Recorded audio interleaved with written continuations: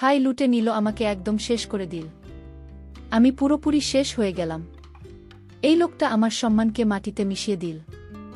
এখন আমি আর কোথাও মুখ দেখাতে পারবো না।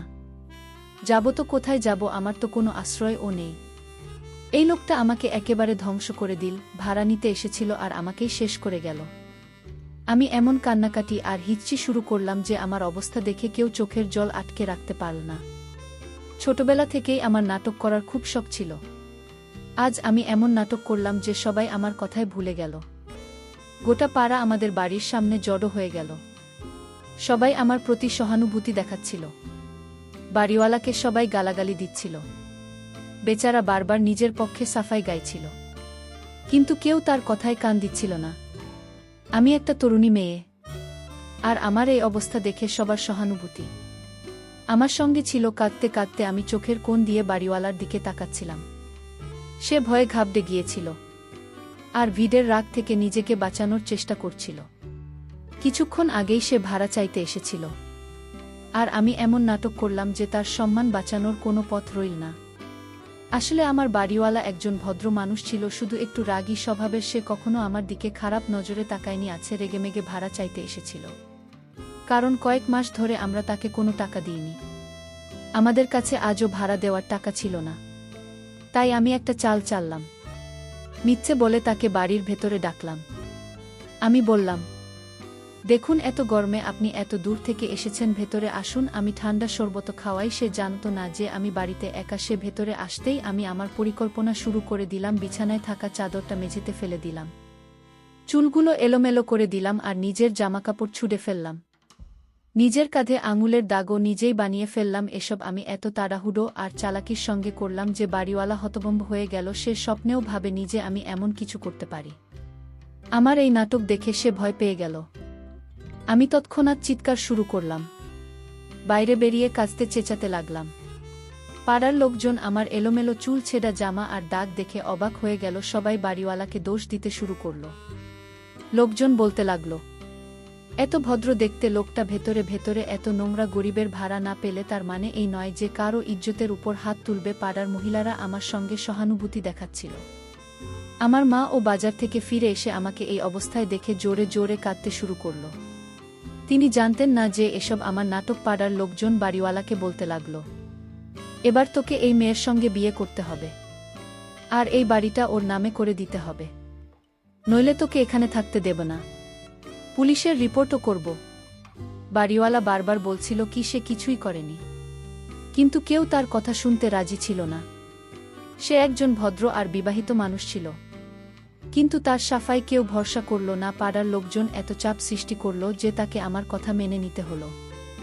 আমি ভেবেছিলাম এই নাটক তাকে বদনাম করবে আর ভয়ে এই পাড়া ছেড়ে চলে যাবে, কিন্তু পরিস্থিতি একেবারে অন্যদিকে মোড়ে নিল। পাড়ার লোকজন বিয়ের কথা তুলল আর আমি ভাবতে লাগলাম এসব কিভাবে সামলাবো। আমি জানতাম যে বাড়িওয়ালা বিবাহিত, তাহলে আমি তার সঙ্গে বিয়ে কি করে করব? বিয়ের পরে জানি না সে আমার সঙ্গে কেমন ব্যবহার করবে।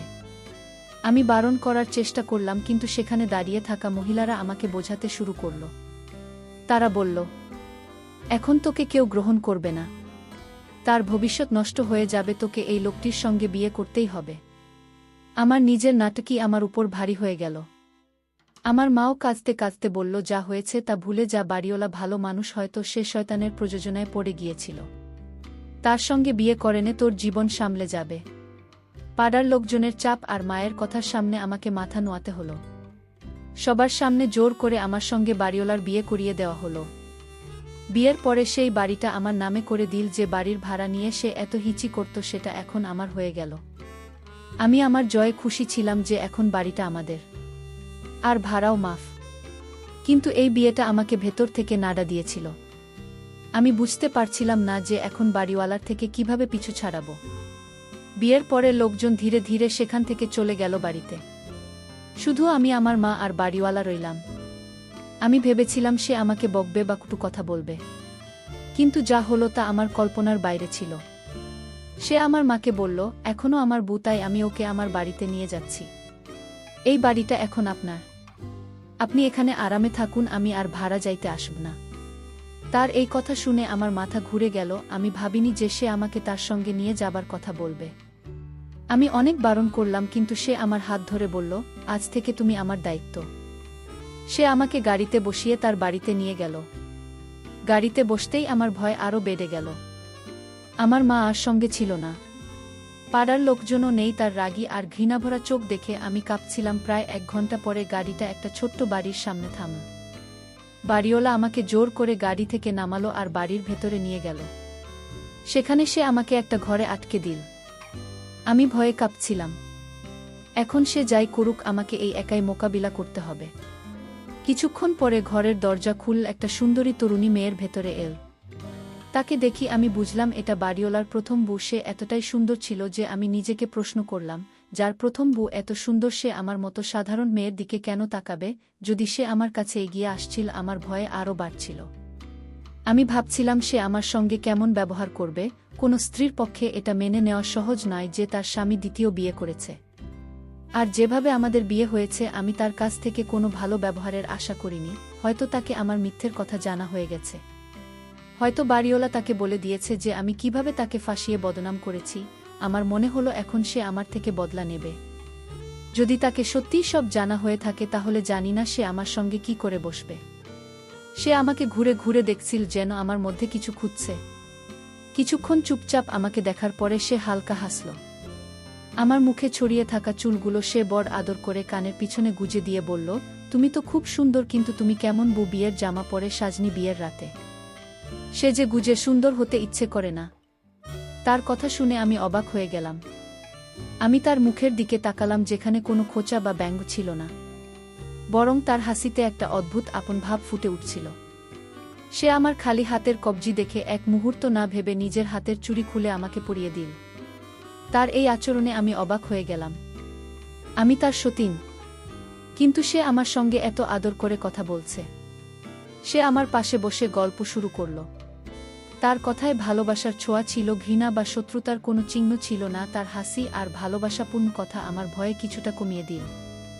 আমি ধীরে ধীরে সাহস সঞ্চয় করে বললাম, আমার আদনানের উপর ভয় করছে। জানি না সে আমার সঙ্গে কেমন ব্যবহার করবে। আমি যা করেছি তা ভুল ছিল।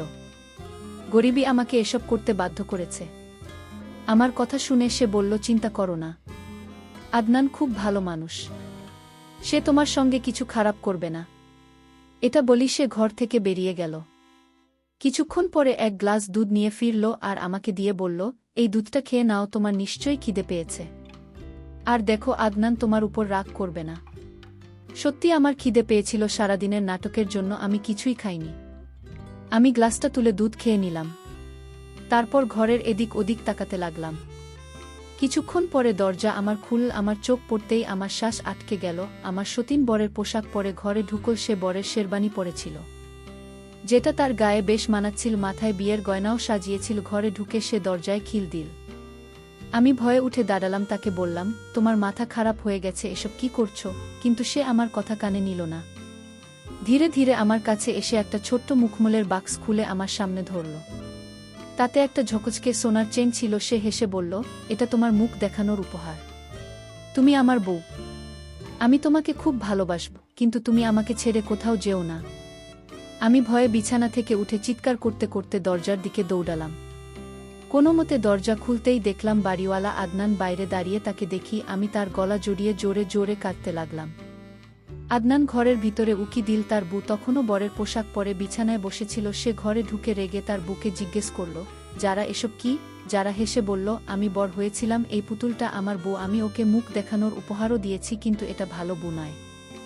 এত চিৎকার করল। কিছুক্ষণ আমার দিকে তাকাল, তারপর বলল, চলো নিজের ঘরে যাই। আমি হতবাক হয়ে গেলাম। আদনান যারা সঙ্গে বেশি প্রশ্ন করল না, বরং তাকে আদর করে নিয়ে গেল। আমি একাই ঘরে বসে রইলাম।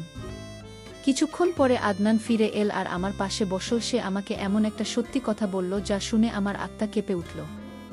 আদনান বলল, আমার আর যারার বিয়ে হয়েছিল আজ থেকে 5 বছর আগে। সে আমার খালার মেয়ে। আমরা পছন্দ করে বিয়ে করেছিলাম আর খুব সুখে ছিলাম।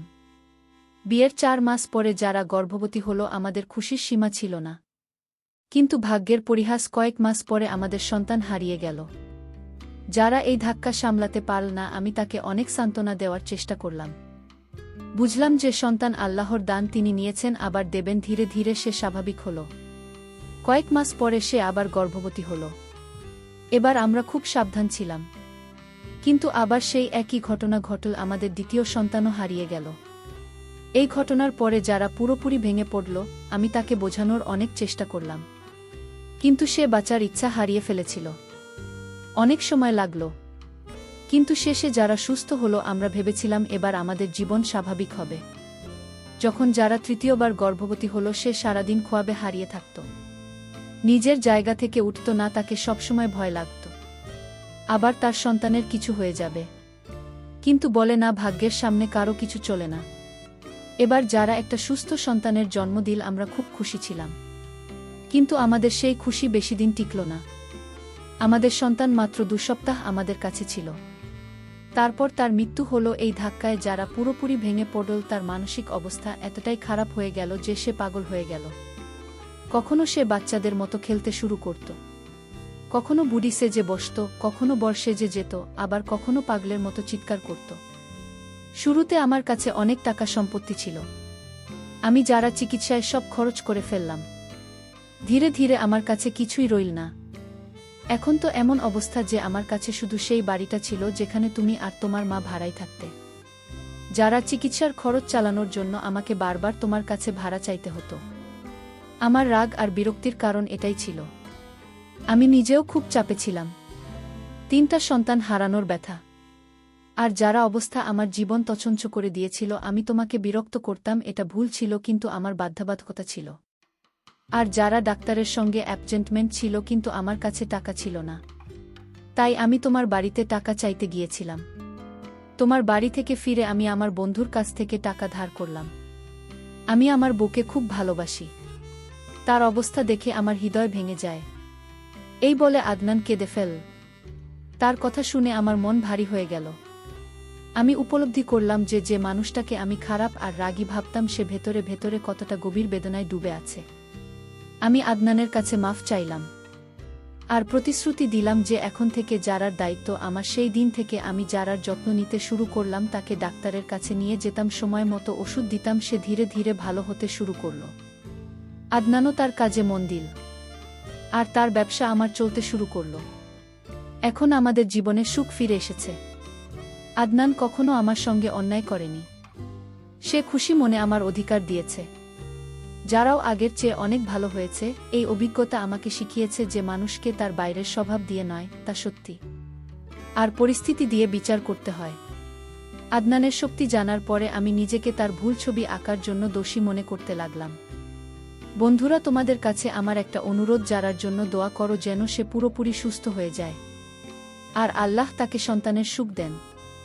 একজন মায়ের জন্য 3বার নিজের সন্তান হারানো খুব বড় বেদনা। হয়তো তোমাদের দোয়ায় যারা একটা নতুন ফোন পেতে পারে। যদি আমাদের গল্পটা তোমাদের ভালো লেগে থাকে তাহলে ভিডিওটা লাইক করো, চ্যানেলটা সাবস্ক্রাইব করো আর নোটিফিকেশন বেল বাজাতে ভুল না।